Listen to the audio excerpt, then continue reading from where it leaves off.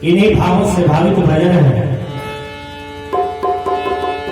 माँ बाप से बढ़कर जग में दूजा नहीं खजाना, जिसने तुझे जन्म दिया जी, दिल उसका नहीं दुखाना। जिसने तुझे जन्म दिया रे, दिल उसका नहीं दुखाना। माँ बाप से बढ़कर जग में दूजा नहीं खजाना, जिसने तुझे जन्म दिया रे, दिल उसका नहीं दुखाना।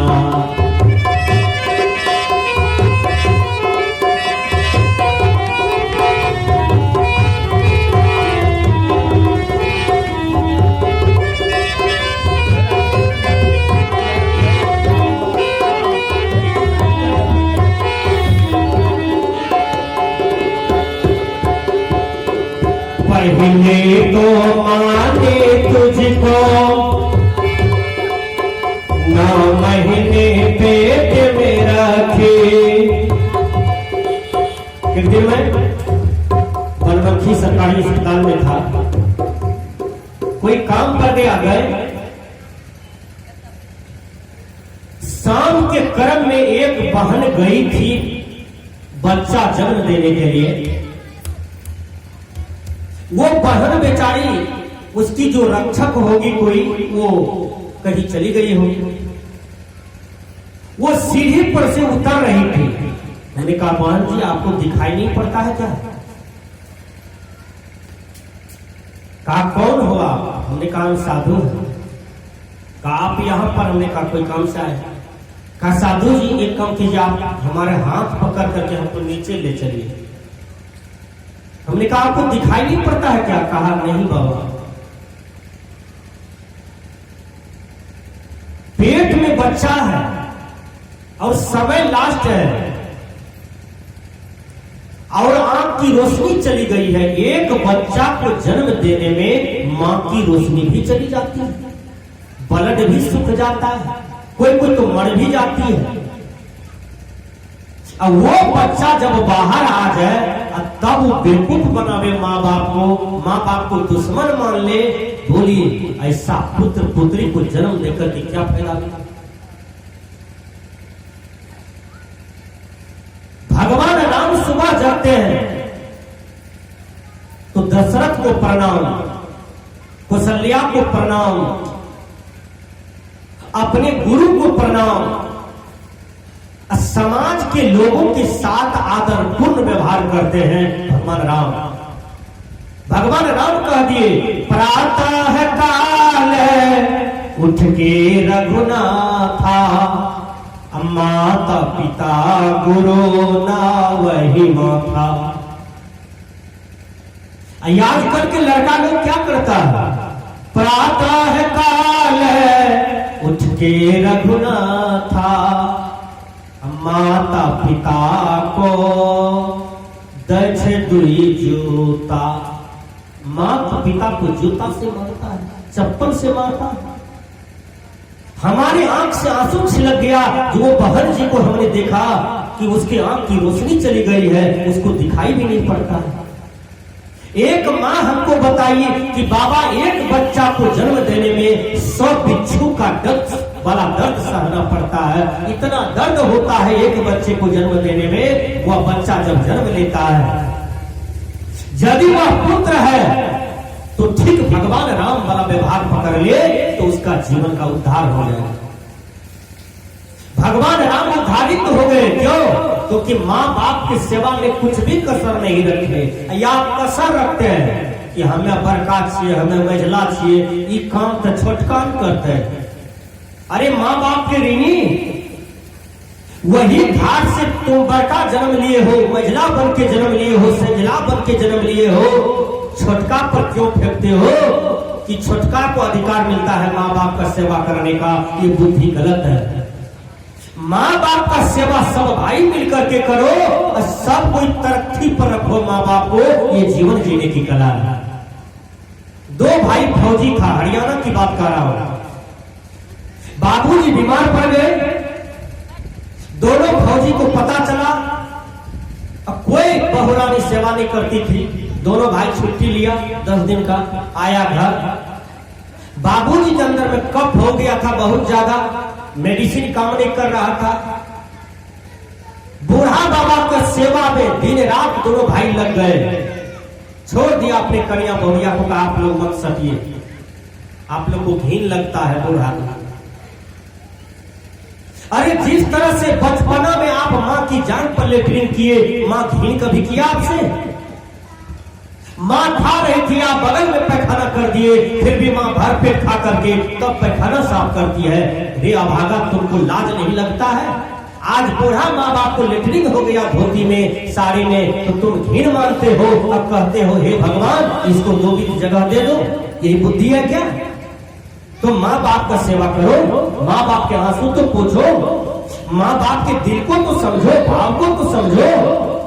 इसलिए सदगुरु कबीर कहते हैं कि माँ बाप श्रेष्ठ होता है।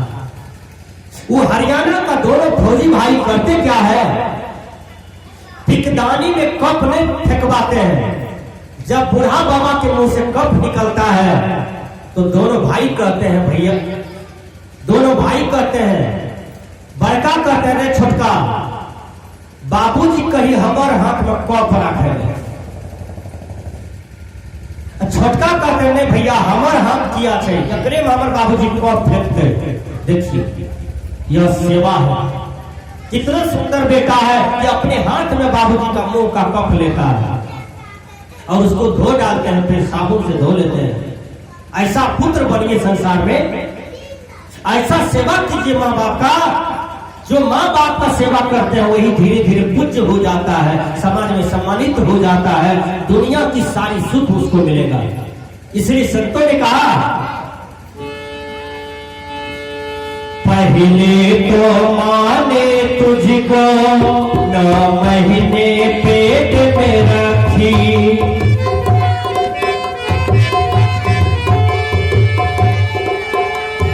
पहले तो माने तुझको 9 महीने पेट में रखी,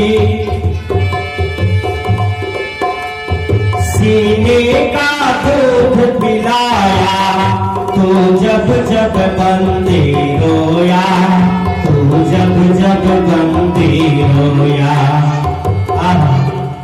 यह सीने का दूध पिलाया। अभागा, एक लड़का मध्य प्रदेश में था, मेरा कार्यक्रम चल रहा था मध्य प्रदेश में, और वो सुबह सुबह अपना बेटा को खिला रहा था गोद में। हमने कहा भीरू भाई अपना बेटा को चुम्मा कितना बढ़िया लेते हैं, कपड़ा उपड़ा भी कितना बढ़िया से पहना दिए हैं। अब माँ बाप को आसन कर दिया था गुहाली वाला घर में, भैंस वाला घर में, वो खटिया था, उस पर एक चादर भी नहीं था। देखिए अब माँ बाप पंडाल में आया, हमको दमन करके कहा बाबा हमारे बेटा को थोड़ा सा समझा दीजिएगा, हमारा बेटा हम दोनों को देखना पसंद नहीं करते हैं। विचार कीजिए, सुबह सुबह अपना बेटा को गोद में लेके खिला रहा था, हमको आपने साहेबंदगी किया। हमने कहा बंदगी मत करो, बंदगी करना चाहते हो तो माँ बाप को आंसू पूछो, गुहाली घर में रो रहा है। विचार कीजिए, जिस माँ बाप ने तुम्हारे लिए 3 मंजिला खड़ा कर दिया, जिस माँ बाप ने औरों से केस लड़के तुम्हारे लिए डीह डाबर सुरक्षित रखा, उस माँ को धोखा देते हो। अब आगे उस पिता को धोखा देते हो, बुढ़ापा में रोग पकड़ लिया है, सेवा नहीं करते हो, न तो उसके अरमान को बुझाते हो, तुम कैसा पुत्र हो। संस्कृत के विद्वान ने कहा, यंग मात पितरम कलेशं सहते संभवे निर्नाम न तस निस्या कर्तुम वर्षतैरपि। कहा यदि अपना बाल बच्चा अपनी ही चाम का जूता पहना दे माँ बाप को, तो भी माँ बाप का ऋणी रह जाता है। विचार कीजिए, अपना चाम का जूता भी पहना दीजिए तो ऋणी रहिएगा। इतना माँ बाप का उपकार है आपके ऊपर में। इसलिए संतों ने कहा पहले तो माने तुझको 9 महीने पेट में रखी,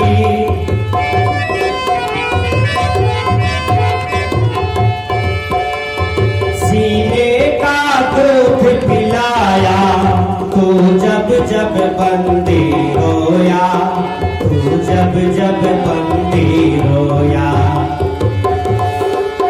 बड़ा कर्ज है माँ का तुझ पर, बड़ा कर्ज है माँ का तुझ पर, तेरा कर्ज है फर्ज निभाना, जिसने तुझे जन्म दिया रे, दिल उसका नहीं दुखाना। माँ बाप से बढ़कर जग में पूजा नहीं खजाना, जिसने तुझे जन्म दिया रे, दिल उसका नहीं दुखाना।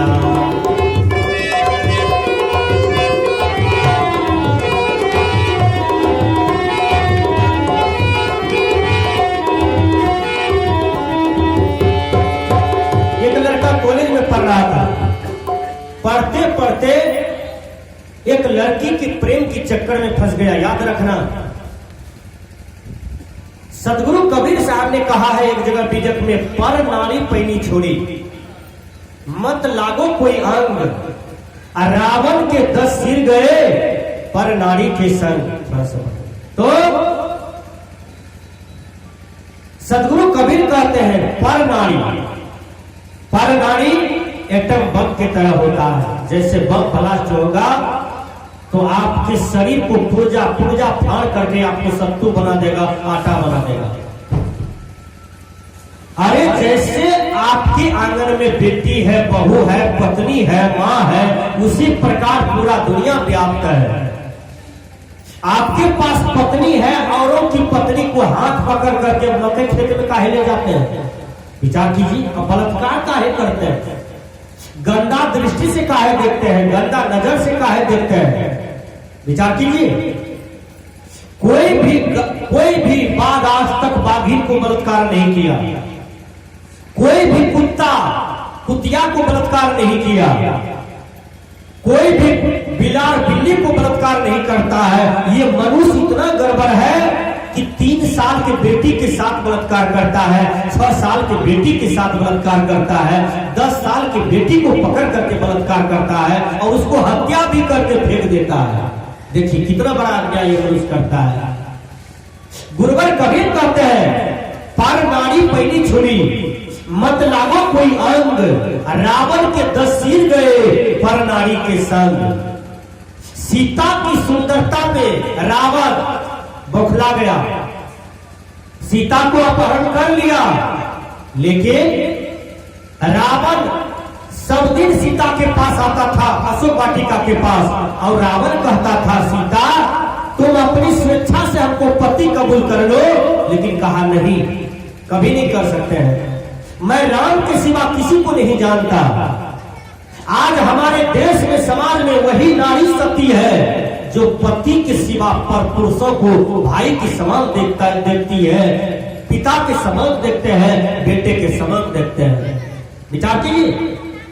बहुत नारी भी चरित्रहीन है, पति है दिल्ली पंजाब में, इधर दूसरे लड़का के साथ रमन करता है। बोलिए ये सत्य है क्या? ये सती का पहचान है क्या?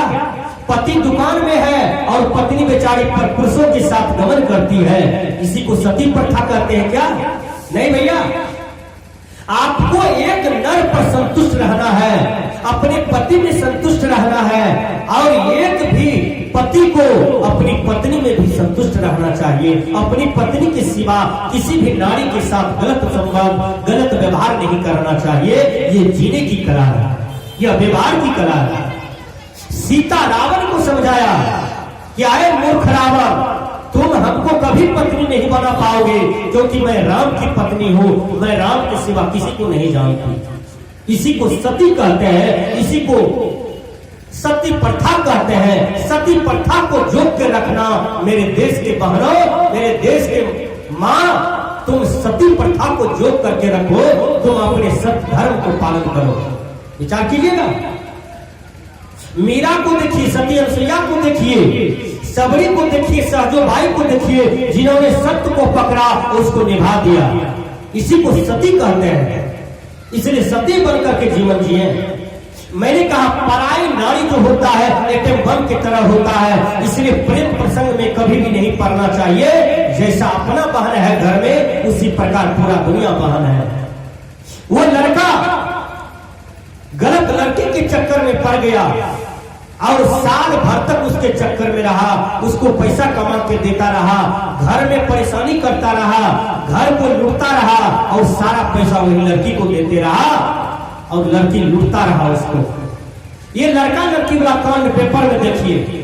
लड़का को मार के लेटरिन रूम में रख दिया, लड़का को मार करके बांस बाड़ी में फेंक दिया, लड़का को मार करके आम बाड़ी में फेंक दिया, लड़का को मार करके स्कूल के बगल में फेंक दिया। ये सारा कांड प्रेम प्रसंग का आ रहा है, देह प्रसंग का आ रहा है। पर नारी के प्रति जो गलत भावना है उसी का ये परिणाम है। सज्जनों, अपने जवान लड़का को बार बार फटकारिए कि तुम गलत संगति में मत जाओ, कभी आपका परिणाम गड़बड़ा सकता है। जवान बेटी को बार बार डांटो कि तुम किसी गलत लड़का से बात नहीं कर सकते हो, तुम किसी के यहाँ बार बार नहीं जा सकते हो, किसी से मोबाइल के द्वारा तुम अनावश्यक लड़का से तुम बात नहीं कर सकते हो, नहीं तो आपका परिवार समाज उजड़ जाएगा, बिगड़ जाएगा, कभी भी गलत लग सकता है।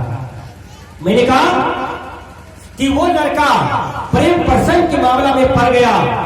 साल भर के बाद वही लड़की कहती है कि आप अपनी माँ का कलेजा हमको दीजिए ना, आप हमसे इतना मोहब्बत करते हैं, प्रेम करते हैं, तो आज हम आपका परीक्षा लेते हैं, मन करता है कि आपकी माँ की कलेजा खाएं। कहा ये भी दे सकते हैं, देखिए ये भी दे देंगे। लड़का 12 बजे रात में छुरी लिया, कटोरी लिया और उतरा घर। माँ खाना बना करके बैठी थी, कोई बेटा तो बेटी था नहीं, एक ही बेटा था, बूढ़ा मर गया था। माँ खाना बना के बैठी थी, सोचती थी कि बेटा आएगा तो खाएंगे, नहीं आएगा तो हम भी भूखे सो जाएंगे। देखिए माँ घाट पर सोई थी बेटा की आशा में। बेटा 12 बजे रात में आया और माँ का गर्दन काट दिया। पहले माँ का कंठ काट दिया, माँ मर गई। जब माँ मर जाती है तो उसके बाद माँ का पेट चिरती है, माँ का सीना चीर दिया और सीना चीर करके कलेजा निकाला, कलेजा निकाल करके बाटी में लिया और समाज की डर से, समाज के लोगों की डर से चुरा चुरा करके गली द्वारा गली से भाग रहा था। एक जगह पिलर में चोट लगता है उसके माथा में,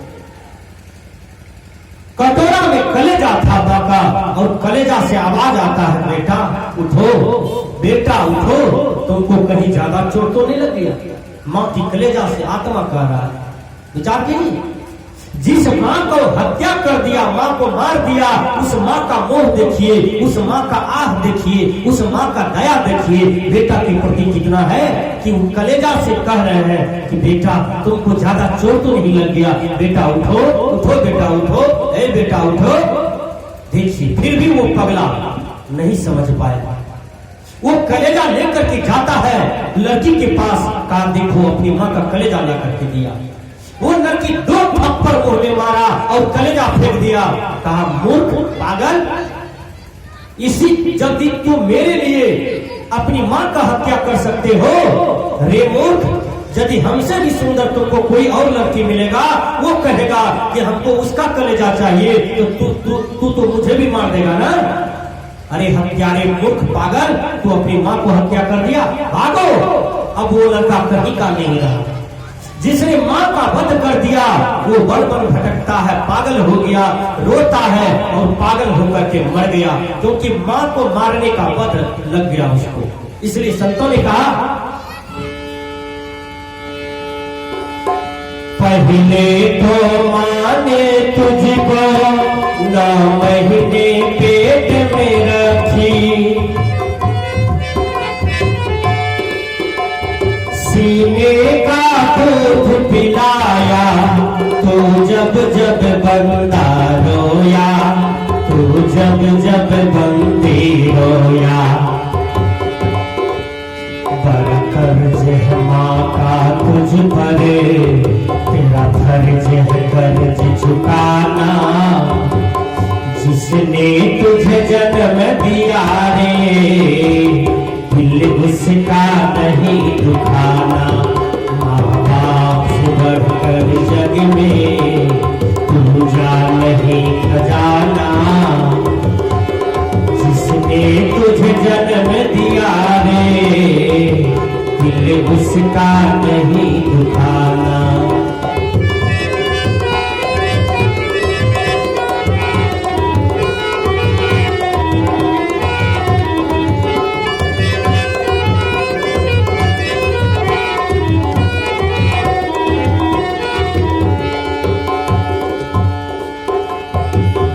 दिन रात तेरे माने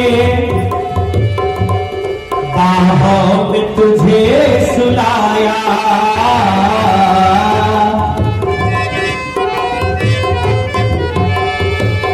दिन रात तेरी माने बाहों में तुझे सुलाया।